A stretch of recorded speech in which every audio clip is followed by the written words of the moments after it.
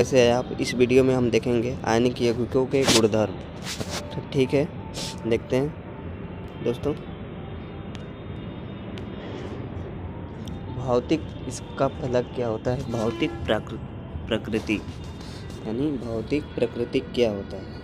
ठीक है दोस्तों, बात करते हैं। धन एवं ऋण आयनों के बीच मजबूत आकर्षण बल के कारण आयनिक यौगिक ठोस आकर्षण बल के कारण आयनिक यौगिक ठोस एवं कठोर होते हैं। ये समानता भंगुर होते हैं। ये क्या होते हैं? समानता भंगुर होते हैं तथा दाब डालने पर टुकड़ों में टूट जाते हैं। ये दाब डालने पर टुकड़ों में टूट जाते हैं। ये क्या है इसका? भौतिक प्रकृति। नेक्स्ट टॉपिक देखते हैं।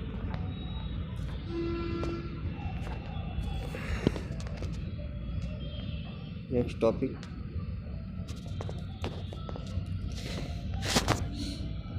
गलनांक एवं क्वथनांक। क्या है दोस्तों? गलनांक एवं क्वथनांक। ठीक है दोस्तों,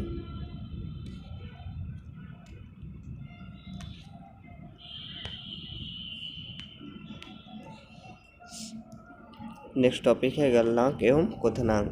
ठीक है दोस्तों, आयनिक यौगिकों का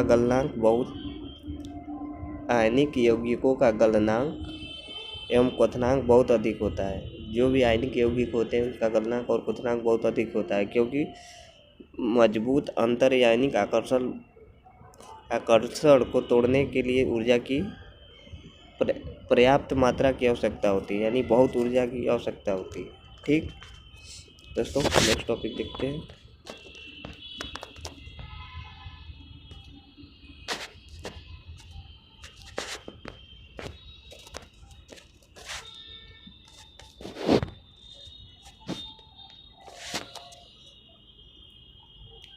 इस टॉपिक में पढ़ेंगे घुलनशीलता, यानी घुलनशीलता का होता है। वैदिक संयोजन यौगिक सामान्यतः जल में घुलनशील तथा केरोसिन और पेट्रोल आदि जैसे विलायकों में अविलेय होते हैं। ठीक है,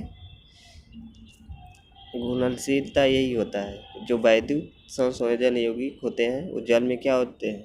घुलनशील होते हैं। जैसे केरोसिन, पेट्रोल आदि जैसे विलायक ये अविलेय हो जाते हैं, क्योंकि इसको जब जल में डालेंगे तो ये क्या होंगे? ऊपर आ जाएंगे। ठीक है दोस्तों,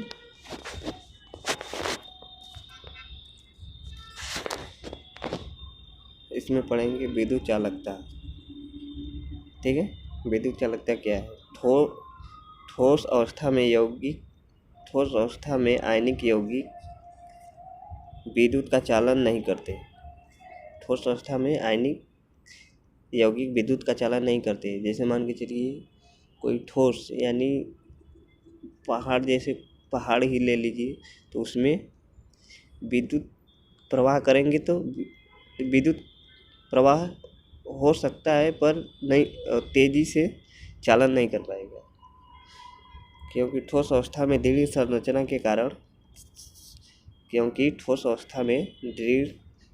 के कारण आयनों की गति संभव नहीं है। ठीक है दोस्तों, लेकिन गलित या जलीय अवस्था में आयन स्वतंत्र रूप से गमन करते हैं। ठीक है दोस्तों, एवं विद्युत का चालन कहलाते हैं। क्या कहलाते हैं? विद्युत का चालन। नेक्स्ट टॉपिक देखेंगे। अभी हमें धातु कहाँ से प्राप्त होते हैं? ठीक है दोस्तों, देखते हैं। सभी को तो पता ही है, पृथ्वी की भूपट्टी धातुओं का मुख्य स्रोत है। ठीक है दोस्तों, जैसे खनिज। पृथ्वी की भूपट्टी में प्राकृतिक रूप से पाए जाने वाले तत्वों यानी यौगिक को खनिज कहते हैं। जो पृथ्वी के अंदर पाए जाते हैं वो क्या होते हैं? खनिज होते हैं। ठीक है, अब देखते हैं नेक्स्ट टॉपिक अयस्क। कुछ स्थानों पर खनिजों में कोई विशेष धातु काफ़ी मात्रा में होती है। कुछ स्थानों पर खनिज में कोई विशेष धातु काफ़ी मात्रा में होती है, जिसे निकालना लाभकारी होता है। इन खनिजों को अयस्क कहते हैं। निकालना लाभकारी होता है, इन खनिजों को क्या कहते हैं? अयस्क कहते हैं। ठीक है दोस्तों, नेक्स्ट टॉपिक देखते हैं।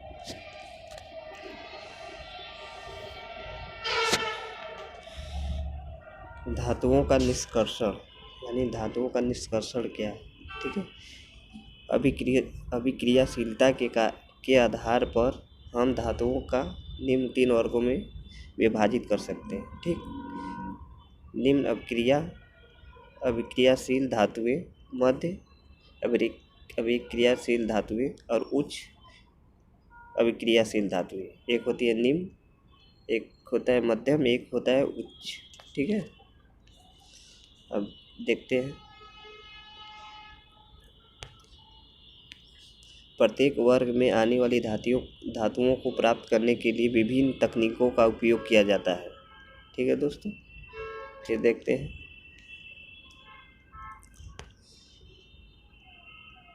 सक्रियता श्रेणी में नीचे आने वाली धातुएं सबसे कम अभिक्रियाशील होती है। ठीक है दोस्तों, ये स्वतंत्र अवस्था में पाई जाती है। ये क्या होती है? स्वतंत्र अवस्था में पाई जाती है। जैसे उदाहरण के लिए गोल्ड, सोना, सिल्वर, चांदी, प्लैटिनम एवं कॉपर, तांबा स्वतंत्र अवस्था में पाए जाते हैं। ये क्या होते हैं? स्वतंत्र अवस्था में पाए जाते हैं। अयस्क के रूप में संयुक्त अवस्था में भी पाए जाते हैं और अपने सल्फाइड या ऑक्साइड के अयस्क के रूप में संयुक्त अवस्था में भी पाए जाते हैं। ठीक है दोस्तों, देखते हैं। सक्रियता श्रेणी में सबसे ऊपर की धातुएं, यानी सक्रियता श्रेणी में सबसे ऊपर का धातुएं कौन है? पोटेशियम, सोडियम, कैल्शियम, मैग्नीशियम एवं एल्युमिनियम इतनी अधिक क्रियाशील होती है कि कभी भी स्वतंत्र तत्व के रूप में नहीं पाई जाती। अयस्क से शुद्ध धातु का निष्कर्षण निम्न चरणों में होता है। ठीक है दोस्तों, देखते हैं।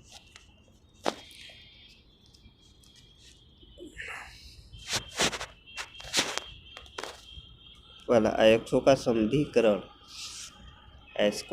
समृद्धिकरण। पृथ्वी से खनिज अयस्कों में मिट्टी, रेत आदि जैसी कई अशुद्धियाँ होती हैं। आप तो जानते ही हैं कि पृथ्वी में कई बालू, मिट्टी, रेत जैसी कई अशुद्धियाँ होती है, जिन्हें क्या कहते हैं? गैग कहते हैं। अयस्कों से गैग को हटाने के लिए जिन प्रक्रियाओं का उपयोग होता है वे अयस्क एवं गैग के भौतिक रासायनिक गुणधर्म पर निर्भर करते हैं। ठीक है, जो इसको हटाने का काम करता है उसे क्या कहते हैं? गैग या रासायनिक गुणधर्म पर आधारित होते हैं। इस पृथ्वीकरण के लिए विभिन्न तकनीक अपनाए जाते हैं। ठीक है, देखते हैं आगे।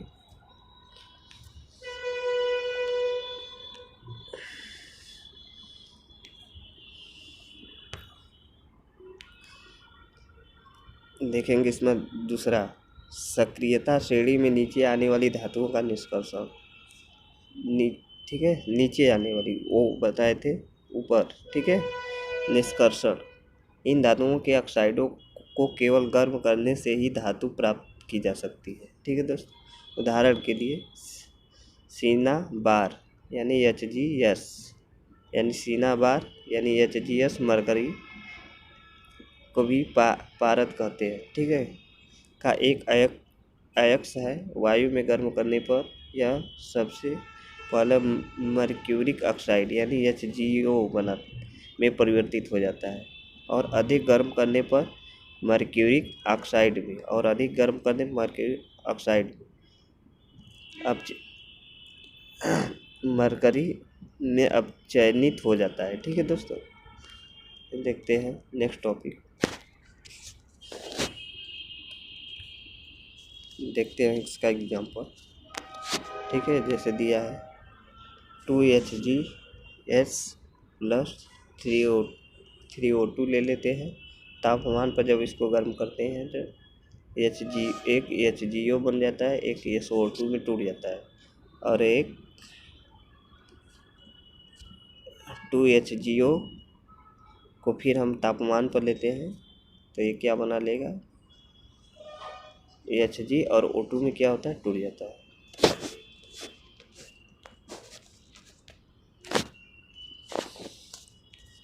अगला देखेंगे नेक्स्ट टॉपिक, सक्रियता श्रेणी में मध्य में स्थित धातुओं का निष्कर्षण। ठीक है, प्रकृति में यह प्रायः सल्फाइड या कार्बोनेट के रूप में पाई जाती है। ये प्रकृति में कैसे पाई जाती है? सल्फाइड या कार्बोनेट के रूप में पाई जाती है। सल्फाइड या कार्बोनेट की तुलना में धातु को उसके ऑक्साइड से प्राप्त करना अधिक आसान होता है। ठीक है दोस्तों। अतः कार्बोनेट व सल्फाइड को पहले ऑक्साइड में बदला जा सकता है। ठीक है दोस्तों। नेक्स्ट टॉपिक देखेंगे, इसी के अंदर आता है भर्जन। सल्फाइड अयस्क को वायु की उपस्थिति में अधिक ताप पर गर्म करने पर यह ऑक्साइड में परिवर्तित हो जाता है। किसमें हो जाता है? ऑक्साइड में। सल्फाइड अयस्कों को हम अधिक ताप पर गर्म करते हैं तो यह ऑक्साइड में परिवर्तित हो जाता है। इस क्रिया को ही भर्जन कहते हैं। ठीक है दोस्तों। जैसे ताप जिंक सल्फाइड अयस्क का भर्जन है। ठीक है दोस्तों। अब देखते हैं आगे। जैसे दिया है 2ZnS को सॉलिड है, क्योंकि यस जो कोष्टक में लिखा है वो सॉलिड के लिए दर्शाया गया है, यानी ठोस के लिए। प्लस 3O2G, यानी जो है O2 क्या होता है? गैस होता है, इसलिए इसको G दर्शाया गया है। ठीक। तो ये ताप पर होगा तो ZnO में टूट जाएगा और प्लस SO2 भी टूट जाएगा। ठीक है दोस्तों। नेक्स्ट टॉपिक देखते हैं।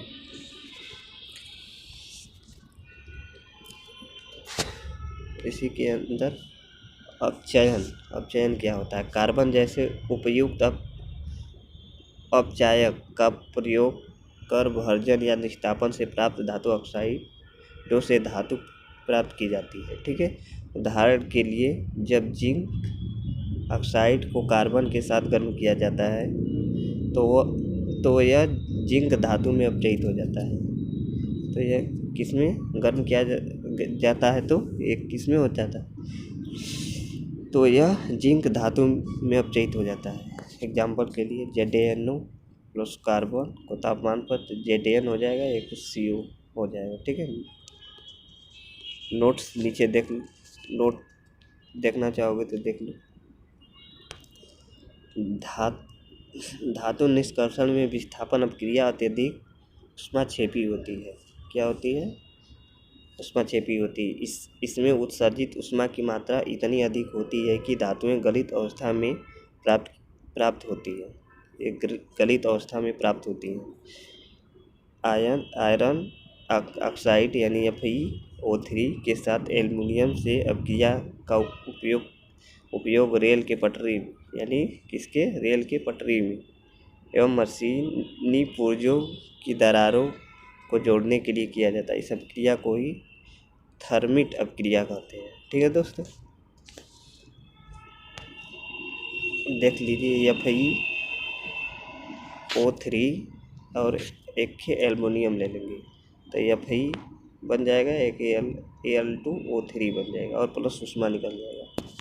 ठीक है दोस्तों। नेक्स्ट टॉपिक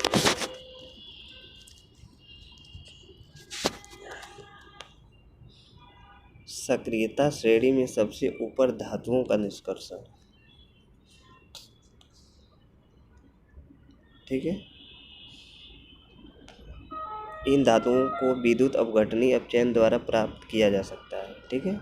विद्युत अपघटनी द्वारा प्राप्त किया जा सकता है। उदाहरण के लिए जैसे सोडियम, मैग्नीशियम के एवं कैल्शियम को उनके गलित क्लोराइडों के विद्युत अपघटन से प्राप्त किया जाता है, जैसे कैथोड। ठीक है। ऋण आवेशित इलेक्ट्रोड पर धातुएं निक्षेपित हो जाती हैं। क्या होती है? निक्षेपित हो जाती है। तथा एनोड यानी धन आवेशित इलेक्ट्रोड पर क्लोरीन मुक्त हो जाता है। ठीक है दोस्तों। इसका क्रिया दिखा रहे हैं। उदाहरण जैसे कैथोड पर Na+ से क्या हो जाएगा? Na आ जाएगा। ठीक है। क्या हो रहा है? ये इसका जो आयन है वो क्या हो जा रहा है? मुक्त हो जा रहा है। एनोड पर जैसे 2Cl तो ये क्या बना ले रहा है? Cl2। ठीक है। और प्लस E यानी ऋण आयन। ठीक है। इलेक्ट्रॉन का ऋण आयन। इसमें देखेंगे धातुओं का परिष्करण। विभिन्न अपचयन प्रक्रमों से प्राप्त धातुएं पूर्ण रूप से शुद्ध नहीं होती। ठीक है दोस्तों, इनमें अपद्रव्य होते हैं जिन्हें हटाकर ही शुद्ध धातु प्राप्त की जा सकती है। धातुओं से अपद्रव्य को हटाने के लिए सबसे अधिक प्रचलित विधि विद्युत अपघटनी परिष्करण है। ठीक है, कौन सा है? विद्युत अपघटनी। देखेंगे विद्युत अपघटनी परिष्करण।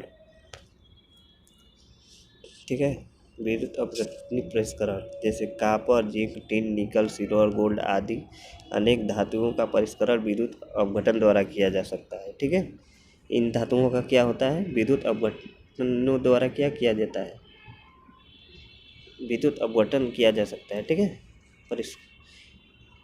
इस प्रक्रम में शुद्ध धातु को एनोड तथा शुद्ध धातु को एनोड, अशुद्ध को एनोड तथा शुद्ध धातु को क्या? कैथोड बनाया जाता है। ठीक है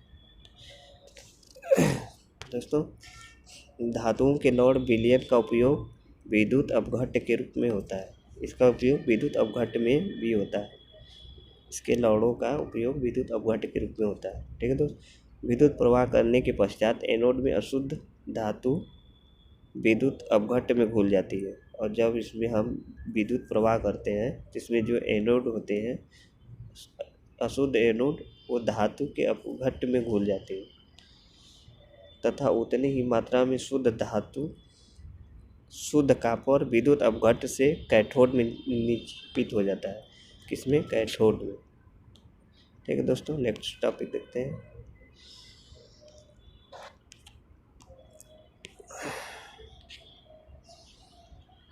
संक्षारक क्या होता है? ठीक है, जब कोई धातु वातावरण में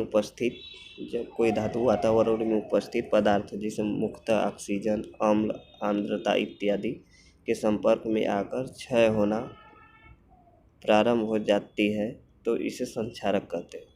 ठीक है दोस्तों, देखते हैं सिल्वर का संक्षारक देखते हैं। खुली वायु में कुछ दिन छोड़ देने पर सिल्वर की वस्तुएं काली हो जाती है। जब ठीक है, सिल्वर की वस्तुएं कैसी हो जाएंगी? काली। ऐसा सिल्वर का वायु में उपस्थित सल्फर के साथ अपक्रिया करके सिल्वर सल्फाइड बना लेता है। और वो क्या करता है? काला किस लिए पड़ जाता है? क्योंकि वो अपक्रिया कर लेता है तो क्या बना लेता है? Ag2S यानी सिल्वर सल्फाइड की परत बनने के कारण होता है। ठीक है, देखते हैं कॉपर का संक्षारक। अब यहाँ से देखेंगे कॉपर का संक्षारक। कॉपर वायु में उपस्थिति आर्द्र यानी CO2 से अपक्रिया के कारण अपनी पूरे रंग की चमक धीरे धीरे खो देता है तथा इस पर क्षारीय कॉपर कार्बोनेट की हरे रंग की परत चढ़ जाती है। कैसी रंग की? हरे रंग की परत चढ़ जाती है। ठीक है, देखेंगे लौह संक्षारक। लंबे समय तक आर्द्र वायु में रखने पर, ठीक है, लंबे समय तक इसको वायु में रखने पर लोहे पर भूरे रंग के पदार्थ की परत चढ़ जाती है जिससे यानी Fe2O3 और H2O कहते हैं। ठीक है दोस्तों, नेक्स्ट टॉपिक देखते हैं संक्षारक से सुरक्षा। क्या देखेंगे इसमें?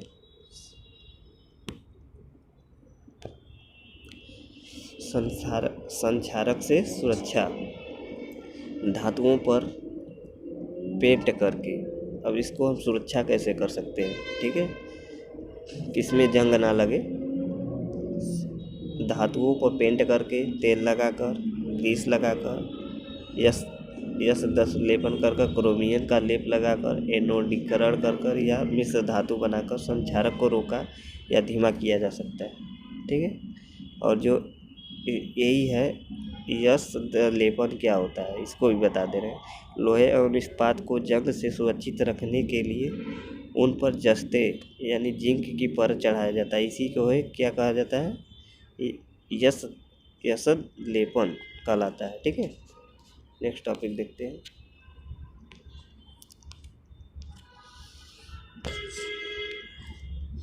मिश्र धातु, दो या दो से अधिक धातुएं, कभी कभी अधातु भी उपस्थित होता है, अधातु भी उपस्थित होता है।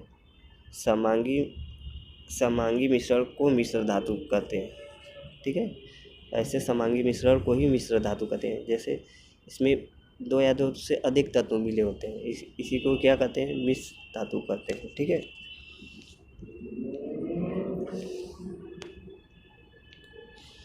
और देखते हैं इसे तैयार करने के लिए सबसे पहले मूल धातु को गलित अवस्था में लाया जाता है एवं तत्पश्चात दूसरे तत्वों को एक निश्चित अनुपात में इसमें विलयन किया जाता है, फिर इसे कमरे के ताप पर शीतलकृत किया जाता है। ठीक है, यदि कोई एक धातु पारद है तो इस मिश्र धातु को अमलगम कहते हैं। ठीक है, इस मिश्र धातु को क्या कहते हैं, अमलगम कहते हैं।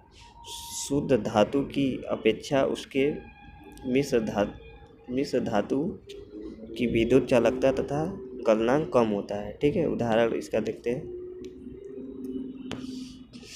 उदाहरण तांबा एवं जस्ता यानी Cu और Zn की मिश्र धातु पीतल तथा ताम्र एवं टीन, कापर और Sn क्या है, ये टीन है। Sn क्या होता है, टीन की मिश्रातु का सा विद्युत के कुचालक है। ये क्या है, कांसा यानी शीशा का होता है, विद्युत का कुचालक होता है। लेकिन ताम्र का उपयोग करके विद्युत परिपथ बनाने में किया जाता है। लेकिन जो ताम्र है, टीन, इसका उपयोग विद्युत परिपथ में किया जाता है। ठीक है दोस्तों, देखते हैं सोल्डर जानते हैं, यह शीशा और टीन यानी पीबी का होता है, शीशा का पीबी होता है, और Sn बताए हैं कि टीन का होता है, का मिश्र धातु है जिसका गलनांक बहुत कम होता है। इसका गलनांक बहुत कम होता है। इसका उपयोग विद्युत तारों को परस्पर वेल्डिंग करने में किया जाता है। ठीक है दोस्तों, नेक्स्ट टॉपिक बस ठीक है दोस्तों, इस वीडियो में बस इतना ही। ठीक है, और मिलते हैं नेक्स्ट वीडियो के साथ। अम्ल एवं क्षार एवं लवण।